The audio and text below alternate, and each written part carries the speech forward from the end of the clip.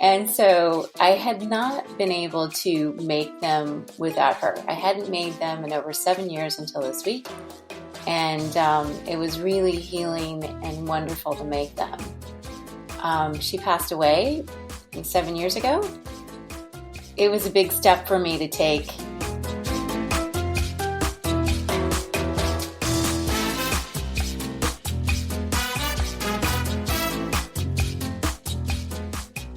Hola y bienvenidos.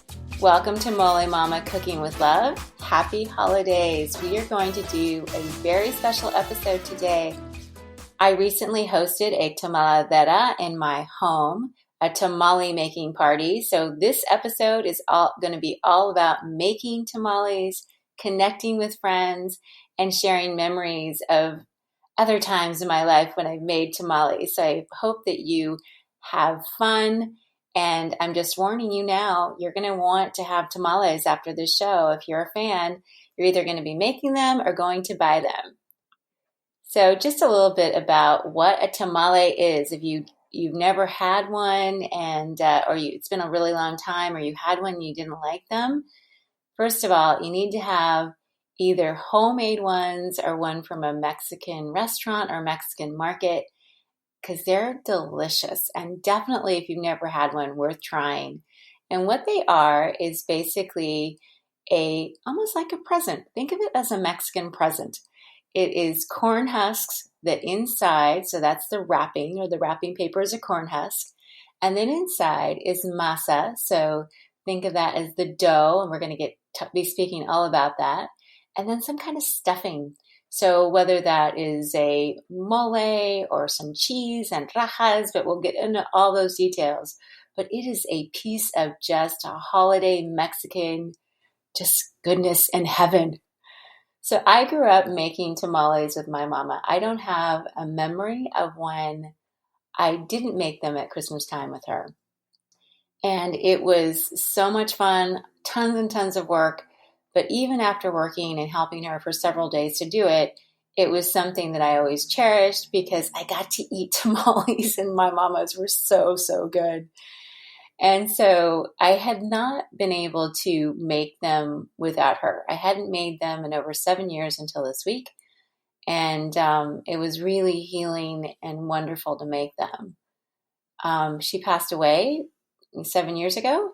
So it was a big step for me to take. And so first of all, I want to tell you about what it was like to actually make them with what I consider mi reina, my queen of the tamales. And we grew up on a dairy farm. So my mama was all about making everything from scratch. So all of it, every little piece of it. So when I was mentioning earlier the masa, so the actual dough that you make to go into your tamales, that is usually cornmeal, crushed corn. My mother actually would make that from scratch. My mother would buy dry corn or hominy, and then we'd have to hand grind it. We had a hand grinder in our kitchen that she would attach to a bench, and my brother and I would take turns grinding it. This was brutal. It took hours because we would make between 200 to 300 tamales. We'd eat them on Christmas Eve. We'd eat them on New Year's Eve, and then we'd freeze a bunch so that we'd have them for later on. And if you have seen tamales, there's two different styles. There's either wrapped, which are pretty small and easier to assemble, or there's tied. My mama was so old school, it was all about tying them, and they were gigantic. So you can Google this, but look for tied tamales. And they were so huge that I think probably each one of them weighed almost a pound. They were just so big. And so we grounded up a lot of corn. So that was the first step, was getting the corn ready, or the masa. The next step was getting all the filling that was going to go into it. And my mama made, when we were growing up, she used to make two different types. She made pork mole and chicken mole. And so we made the spicy rojo mole that is on my YouTube channel, and it's made with dried chilies, and It's pretty complicated, I'm not going to lie, to actually make the mole, but it was so, so delicious and wonderful. And then the other piece was, preparing chicken and pork, and you want to use boneless for both of those. And my mom did not, back in the day, we were not buying boneless chicken. We were, using whole chickens. We were cutting them up, boiling them, and then shredding them. And with pork, the same thing. My mom always used a pork butt or a pork roast, or you wanted actually to use that fatty pork. And then because you need the caldito, you need the broth. And so we would use, and I'm going to tell you guys how to do that in more detail in a moment, but I just wanted to give you a little vision into what this was like.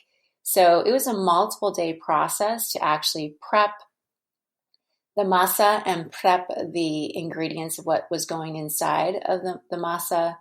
And then the husks were also another big job. And so when we had everything ready, it was like 2 to 3 days to just prepare what was going to, once to put the tamales together. And then on the day that we would make tamales, we'd assemble in my mom's kitchen around our yellow formica table. We'd put on our aprons. Everybody's hairs would be up. If you had longer hair, and our hands would be clean, and we'd have spoons, and my mom would line us up. And so number one was to put the masa on the tamales, the husks, on the corn husks. And so we'd have to take spoons and we'd, put it on there, and then we'd have to put the filling in, and then somebody would have to help you and hold while we tied them. So it was a thing, and it was all of her children and other family and relatives, but it was seriously a very big production. And my mom was hardcore about making sure that quality control was always in place. So they were basically the same size. There wasn't mole leaking out of them. They were tied properly. And so they were beautiful and they were consistent, and she was just the goddess. And the last time that we made them together as a family, we did it in her garage, and it was a few years before she passed away. And she was already on oxygen 7x24. So I remember her sitting at the end of these tables. We were in her garage. We had fold-up tables, and she was sitting there with quality control, checking every single tamale, and my mama had no problem sending them back if they weren't perfect. So, but again, I'm talking about the rigor and the work, but it was so fun because we would talk and we would laugh and we would giggle. We would be a mess because we'd have masa all over us. And literally, when you're masando the masa, so you're actually mixing it and creating it by hand, I'd have tamale masa up to my elbows or further. And it was just so much fun. So, so much fun. So, like I said, I had really struggled and not been able to make them without her. And since she passed away, I did go to my cousins just one time and make it with them, and just, as somebody that was putting the masa on the hojas. But this year I'm in a new home in a new city, and I decided it was time. It was time to make them on my own. I wasn't going to grind corn from scratch because that was just no. And my mother actually had taken some shortcuts in her older years. And so I'm going to share with you now how she taught me how to make them, how we made them this week, and who my crew was. Because, oh my gosh, I had like the knockout crew. They were amazing. So I decided to actually not do the mole this year because there was a lot that I had to actually come up with. And I recently had like some of the best tamales I've ever had in my life outside of my mother's kitchen. There's a place in San Diego called Cuatro Milpas. So Cuatro is spelled Cuarto, Milpas is Milpas, and it is in Barrio Logan, part of San Diego. I believe they're open almost every day of the week, but only in the morning until like 2:30. But oh my gosh, you guys, their tamales are the real deal. They only sell pork. That's it. And it's pork that doesn't have mole in it. So it's pork that's spicy and juicy and just so flavorful and delicious. So I decided to do something simple like them and try to recreate those, as well as making queso and rajas tamales. So, or rajas and queso, I never know which way you say it, but basically those are little pieces of chili peppers and cheese inside your tamales. And those honestly are my favorites, my absolute favorites. I love mole, but I don't know. My mom didn't start making them until I was already an adult because somebody else taught her how to make them, and they quickly became my favorites. So now I'm going to walk you through actually how to make tamales if you've never made them before. I am going to be blogging about this as well, and I'll put the steps in there for you if you don't want to take notes now. But I'm going to just give you some tips and tricks, and hopefully you're going to be able to recreate these on your own. So as I mentioned, the prep part of making tamales is super, super important, and something that you should do at least the day before so that when your crew shows up, you're ready to go and you can just basically focus on assembling the tamales. One of the biggest crucial steps to having really tasty tamales is the masa. It really is about the masa, and if you can get the masa to taste great and to have a good texture so that it's easy to spread, you're going to have amazing tamales. You just are. And so this year, what my mom had done before she passed on is we have been using dried masa.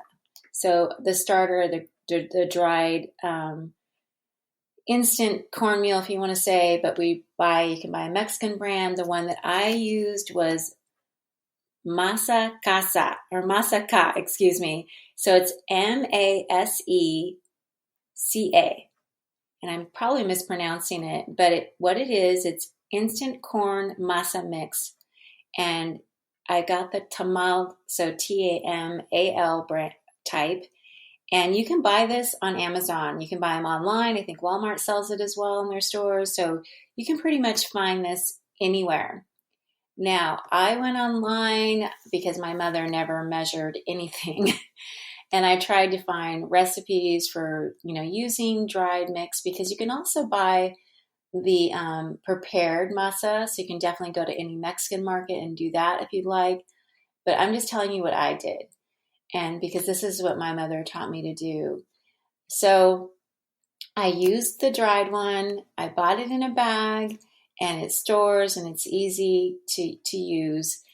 And so after researching online and going to YouTube and watching videos, I went to the side of the bag and used their recipe. And guess what? It was perfect and it worked really well. So I'm just going to read to you what the recipe is on the side of the bag. So this is what their recipe calls for. It's for 2 cups of their masa to 1.5 cups of broth. And I'm going to talk about that because the broth is really, really important. And I made my own. So I'll tell you how to make some homemade stock and broth. And then a teaspoon of baking powder, a teaspoon of salt, and 2.5 cups of lard or vegetable shortening. I used pork lard, and there's also a reason for doing that. But you can do whatever you like, but I'm just telling you how I did it. And that's it. And so we ended up making 14 dozen of tamales. So we made a lot. And I used about 3 bags, complete bags, to do that. So probably about 13 pounds of dried masa. And that's how we were able to make that many tamales. So let's talk about this broth, because it's super important and something that you can prep the day before. So you want to use, like I said, I used a pork butt or pork roast, and I chopped it into pieces and I put it into a really big pot with water, some sliced onions. So I used 2 onions, and I used a bunch of fresh garlic cloves, and I just put them in whole. And I boiled that until it was completely done. And then I took everything out, the pork, and I strained the broth, so I got rid of there was little bits and pieces of things and the onions and the garlic, and I saved my broth and I put it in the refrigerator. So did this the day before, and I put it in the refrigerator to use the next day when I was actually making my masa. And then with the pork, what you want to do is you let it cool and then you shred it.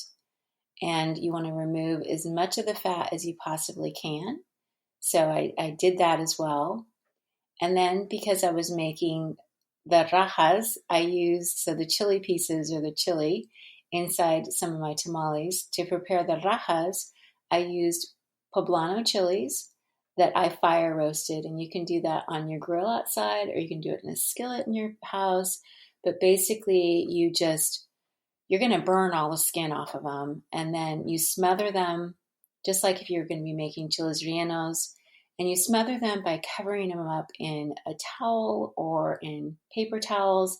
And you basically let them sweat. And then when they cool down, they're super easy to peel off the skin.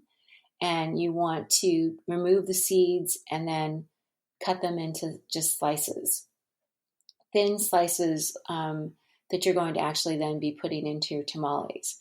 So that is the prep that I did the day before. And I also, because I wanted to have like a really flavorful pork, I did another step where I made some carnitas. I had some other porks. I made some carnitas where basically I just fried some pork and some pork fat and with a little bit of salt, and it was all crunchy.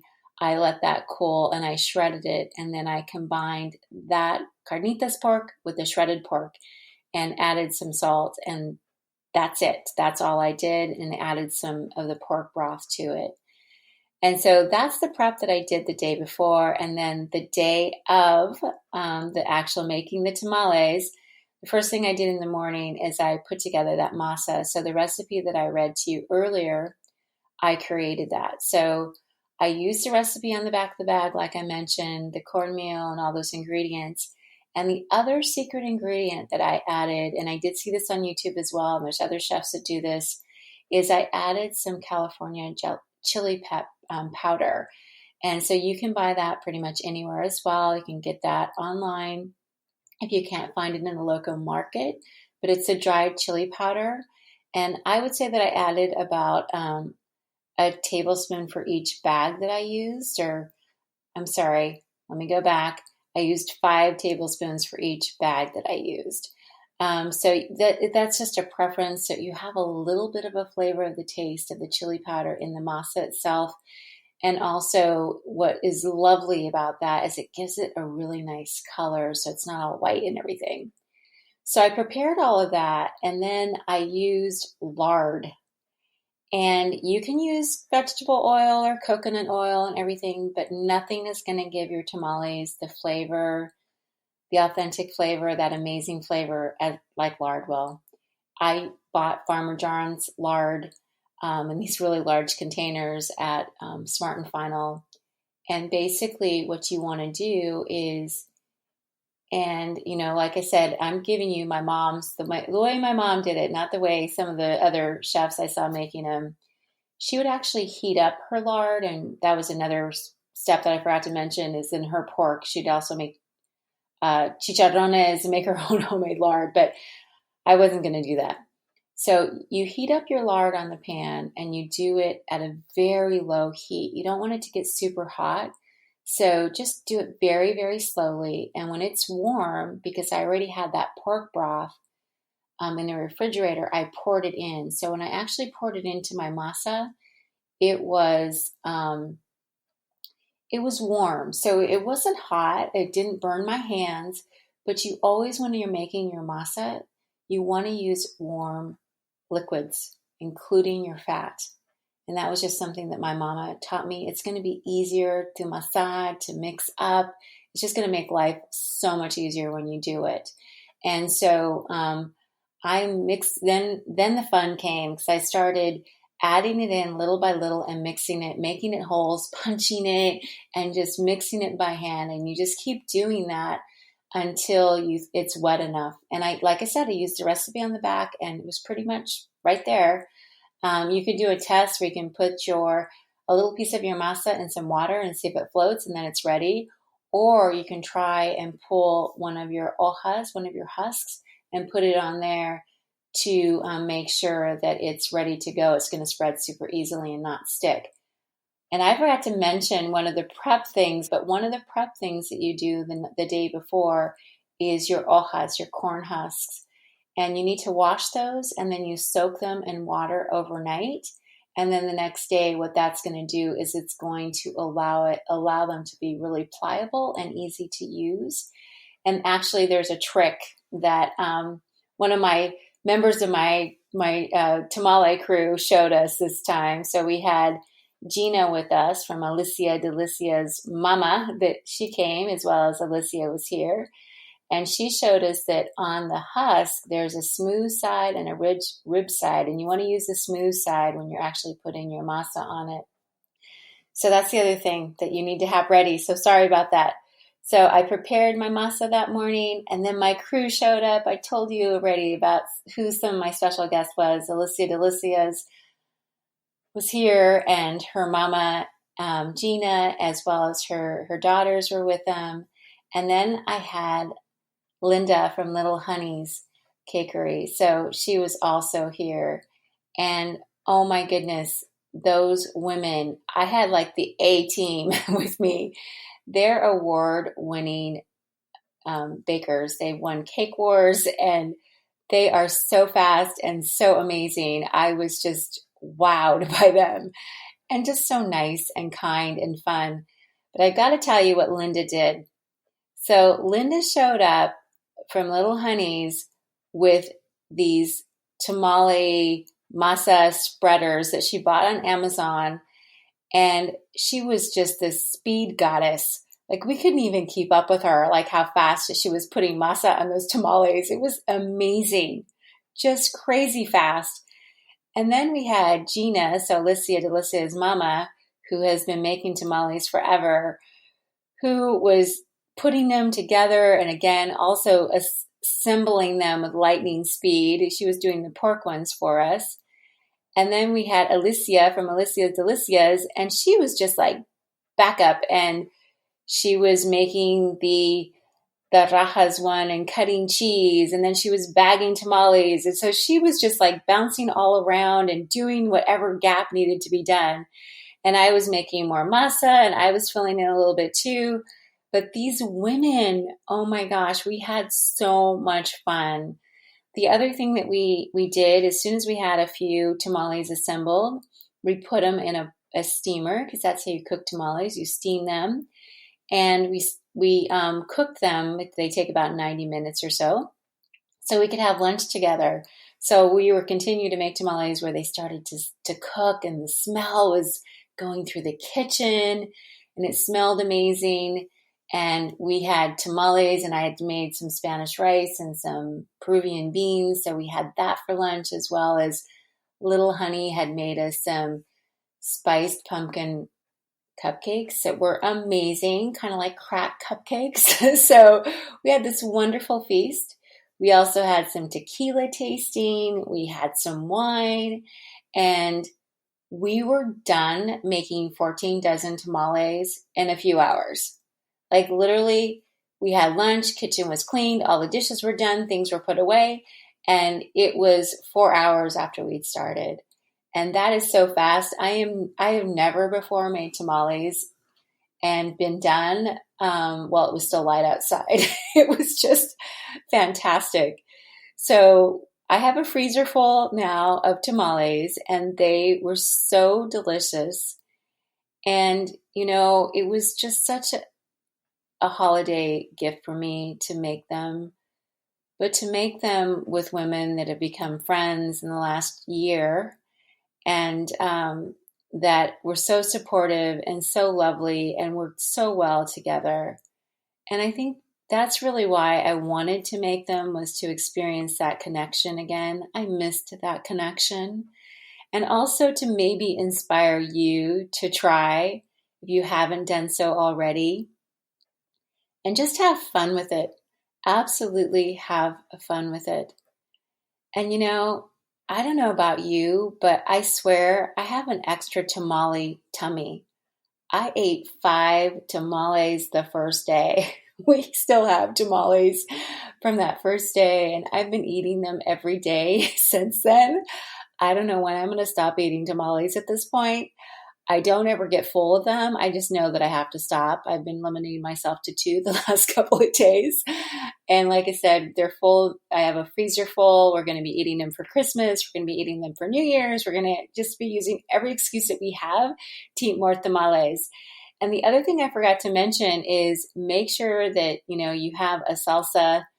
I like to eat my tamales with a salsa fresca. Other people like to put sour cream on them. And just make it your own and stuff them with whatever you want to stuff them with, whatever you like, whatever your family likes to eat. But if you decide to make tamales this holiday season and you have any questions at all, you can reach out to me on Instagram. So it's Molé_mama, or on my YouTube channel or on Facebook. And I'd love to help you make those successful. And I want to just personally, from the bottom of my heart, thank Alicia from Alicias Delicias for making this experience so amazing, as well as the beautiful Linda from Little Hunneys Cakery and her mama, Alicia's mama, Gina, and their daughters were here as well. And to have multi-generations working side by side in the kitchen, laughing, having fun, that is just a little bit of heaven for me, and I'm so grateful. So, thank you for tuning in and for listening to our show.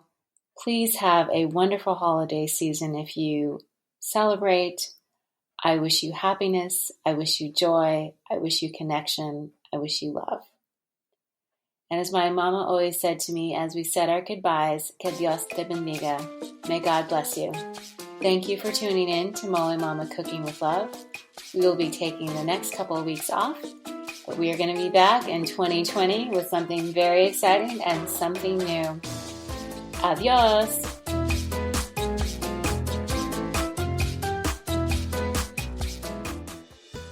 Hola, this is Molé Mama.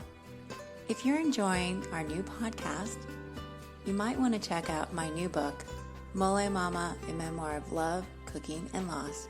Please stay tuned to learn more. My new book, Molé Mama, A Memoir of Love, Cooking, and Loss, is a story of my beautiful mother, Rose.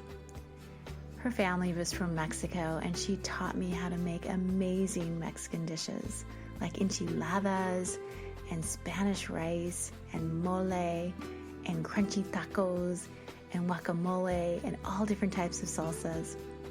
The story focuses on the last 13 months of her life, where she helped me perfect her recipes that had never been written down, while she taste tested from her hospital bed and I cooked for her from the kitchen. It was the last part of our story together, but there is joy in the story, there is love, and I hope that it consoles you, it helps you connect and remember those that you love. Squeeze them a little harder, keep them a little closer. But oh, the stories of food, and there's even recipes. I hope you decide to check out my new book. Go to Amazon.com and search for Molé Mama, A Memoir of Love, Cooking, and Loss. Que Dios te bendiga. May God bless you.